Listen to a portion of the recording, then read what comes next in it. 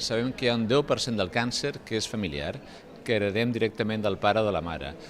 El 90% restant es diu esporàdic i en el mateix és molt important les condicions ambientals. Les coses que fem, les coses que mengem, les coses que estem exposats determinen un major o menor risc. Per exemple, el tabac és un factor que incrementa moltíssim el risc de càncer de pulmó, el càncer de capicoll, el càncer de bufeta, etc. Per tant, hi ha una oportunitat d'intervenció per disminuir el risc actuant a nivell ambiental. Prop del 40% dels homes i dones rebran un diagnòstic de càncer en algun moment de la seva vida. L'envelliment i l'exposició a factors ambientals com el fum del tabac i la radiació, l'alimentació o la pràctica d'esport influeixen en les probabilitats de patir-lo.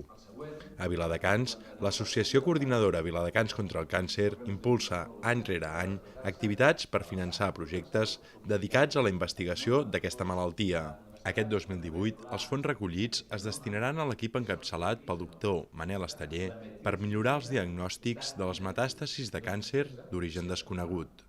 Creiem que és molt important perquè no és un càncer amb el que puguis lluitar, diguéssim, amb el que hi hagi medicació amb la que pugui actuar. És que en el moment en què es detecta ja no hi ha res a fer i les persones acostumen a durar entre 1 i 2 mesos. Llavors creiem que és molt important desenvolupar com a mínim la tècnica per detectar-los, perquè si es detecten es poden, diguéssim, tractar, però si no es detecten doncs ja no hi ha possibilitats. El projecte que nosaltres farem amb la seva aportació és ajudar a estudiar la metàstasis d'origen desconegut.